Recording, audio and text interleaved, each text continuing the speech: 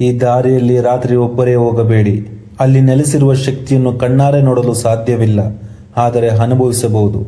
ಕೊಡಚಾದ್ರಿ ಬೆಟ್ಟದ ದಟ್ಟ ಹಳನ್ನ ಕಾಡಿನ ಮಧ್ಯೆ ನೀವಿದ್ದೀರಿ. Welcome to travel with SVG. ನಾನು ಬೆಂಗಳೂರಿನಿಂದ ಕೊಲ್ಲೂರು ಮೂಕಾಂಬಿಕೆ ದರ್ಶನ ಪಡೆಯಲು ನಾನು ಹೋಗಿದ್ದೆ. ಕೊಡಚಾದ್ರಿಯ ಸಮೀಪದಲ್ಲಿರುವಂತಹ ಕೊಲ್ಲೂರು ಮೂಕಾಂಬಿಕೆಯ ದೇವಸ್ಥಾನದ ಬಳಿ ನನ್ನ ಪ್ರಯಾಣ ಮತ್ತೊಂದು ದಿಕ್ಕಿಗೆ ನನಗೆ ತಿಳಿಯದೆ ತಿರುಗಿತು. ಅದು ಸಾಮಾನ್ಯ ರಸ್ತೆಯಲ್ಲ. ಕೊಡಚಾದ್ರಿ ಬೆಟ್ಟದ ದಟ್ಟ ಅರಣ್ಯದೊಳಗೆ ಕಣ್ಮರೆಯಾಗುವ ಒಂದು ಕಿರಿದಾದ ದಾರಿ. ಮೊದಲು ಕೆಲವು ಕಿಲೋಮೀಟರ್ಗಳು ಎಲ್ಲವೂ ಸಹಜವಾಗಿತ್ತು, ಆದರೆ ಮುಂದೆ ಸಾಗಿದಂತೆ ಆ ಕಾಡಿನ ಸ್ವಭಾವವೇ ಬದಲಾಗತೊಡಗಿತ್ತು. ಮರಗಳು ಆಕಾಶವನ್ನೇ ಮುಚ್ಚಿಬಿಟ್ಟಿದ್ದವು. ಸೂರ್ಯನ ಬೆಳಕು ನೆಲವನ್ನು ಮುಟ್ಟಲು ಹೋರಾಡುತ್ತಿದ್ದವು. ಮಳೆಗಳ ಹನಿಗಳು ಎಲೆಗಳ ಮೇಲೆ ಬಿದ್ದು ಒಂದು ವಿಚಿತ್ರ ಸಂಗೀತವನ್ನು ಸೃಷ್ಟಿಸಿದವು.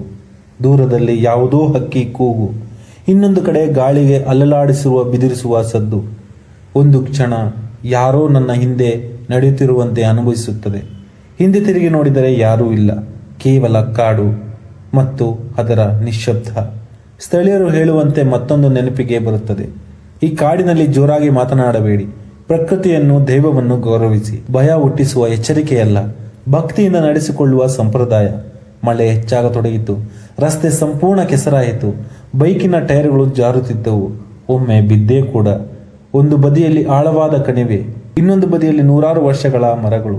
ಆ ಕ್ಷಣದಲ್ಲಿ ಮನಸ್ಸು ಒಂದೇ ಪ್ರಾರ್ಥನೆ ಮಾಡುತ್ತಿತ್ತು, ಕೊರಗಜ್ಜನೆ, ಸುರಕ್ಷಿತವಾಗಿ ನಿನ್ನ ಸನ್ನಿಧಿಗೆ ನನ್ನನ್ನು ಕರೆದುಕೊಂಡು ಹೋಗು.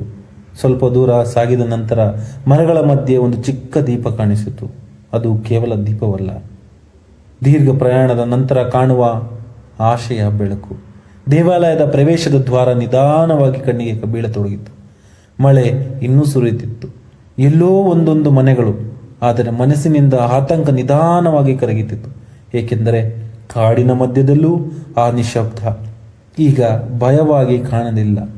ಅದು ದೈವ ಸನ್ನಿಧಿಯಂತೆ ಅನುಭವ ತೊಡಗಿತು. ಆ ಪವಿತ್ರ ಕ್ಷೇತ್ರದಲ್ಲಿ ನನ್ನನ್ನು ಕಾಯುತ್ತಿರುವ ಅನುಭವ. ನನ್ನ ಜೀವನದಲ್ಲಿ ಎಂದೂ ಮರೆಯಲಾಗದ ಈ ಒಂದು ಅದ್ಭುತ ಕ್ಷಣ ಇದಾಗಿರುತ್ತೆ ಎಂದು ನನಗೆ ಗೊತ್ತಿರಲಿಲ್ಲ. ಇದು ಇರುವುದು ಶ್ರೀ ಸ್ವಾಮಿ ಕೊರಗಜ್ಜ ದೇವಸ್ಥಾನ, ಮಾಕೋಡು ಮತ್ತಿಮನೆ ರಸ್ತೆಯಲ್ಲಿ. ಇದು ನಿಗೂಢ ದೇವಸ್ಥಾನ, ಕೊರಗಜ್ಜನ ಕ್ಷೇತ್ರ.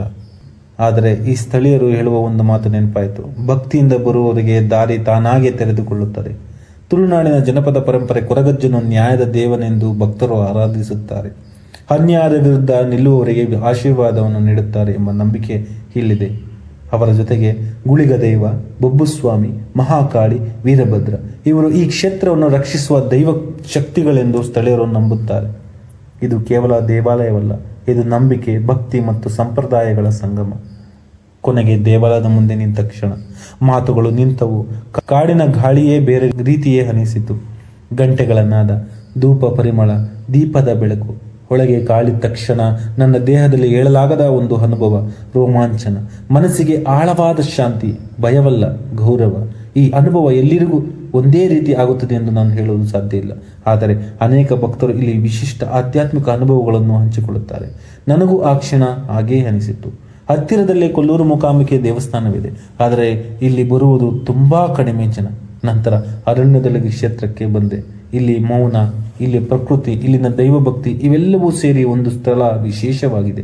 ನೀವು ಇಲ್ಲಿ ಬಂದರೆ ಪ್ರಕೃತಿಯನ್ನು ಗೌರವಿಸಿ, ದೇವಾಲಯದ ಸಂಪ್ರದಾಯವನ್ನು ಪಾಲಿಸಿ ಮತ್ತು ಸುರಕ್ಷಿತವಾಗಿ ಪ್ರಯಾಣ ಮಾಡಿ. ಇದು ನನ್ನ ಅನುಭವ. ನಿಮ್ಮ ಅನುಭವ ಬೇರೆಯೇ ಆಗಿರ್ಬೋದು, ಆದರೆ ಒಂದು ಮಾತ್ರ ವಿಶೇಷ ಖಚಿತ, ಈ ಕಾಡಿನ ನಿಶಬ್ದ, ಈ ದೇವಾಲಯದ ವಾತಾವರಣ ನಿಮ್ಮ ಮನಸ್ಸಿಗೆ ಬಹಳ ದಿನ ಉಳಿದು ಬಿಡುತ್ತದೆ. ಜೈ ಕೊರಗಜ್ಜ, ಜೈ ಗುಳಿಗ, ಜೈ ಮೂಕಾಂಬಿಕ ತಾಯಿ, ಹರ ಹರ ಮಹಾದೇವ. ಇಲ್ಲಿ ನಾನು ಕಂಡದ್ದು ಅದ್ಭುತ ಕ್ಷಣಗಳನ್ನು ಹೇಳಿಕೊಳ್ಳಲು 2 ಪದಗಳೇ ಸಾಲದು. ದೇವರ ದರ್ಶನ ಪಡೆದ ನಾನು ಧನ್ಯನಾದೆ. ಮತ್ತೆ ಆ ದಟ್ಟ ಅರಣ್ಯದ ಕಾಡಿನಲ್ಲಿ ಆ ರಸ್ತೆ ಮುಖಾಂತರ ನಾನು ಮರಳಿ ಕೊಲ್ಲೂರು ಮೂಕಾಂಬಿಕೆ ದೇವಿಯ ದರ್ಶನವನ್ನು ಪಡೆದು ನಾನು ಪಾವನನಾದೆ. ಇದೇ ತರಹ ಅದ್ಭುತ ಸತ್ಯ ಘಟನೆಗಳು ಹಾಗೂ ಸ್ಥಳಗಳ ಬಗ್ಗೆ ಮಾಹಿತಿ ತಿಳಿಸ್ಕೊಡ್ತಾ ಹೋಗ್ತೀನಿ. ಈ ವಿಡಿಯೋವನ್ನು ಎಲ್ಲರಿಗೂ ಶೇರ್ ಮಾಡಿ ಅಂತ ಹೇಳ್ತಾ ಮತ್ತೆ ಸಿಗೋಣ. ಹರ ಹರ ಮಹಾದೇವ.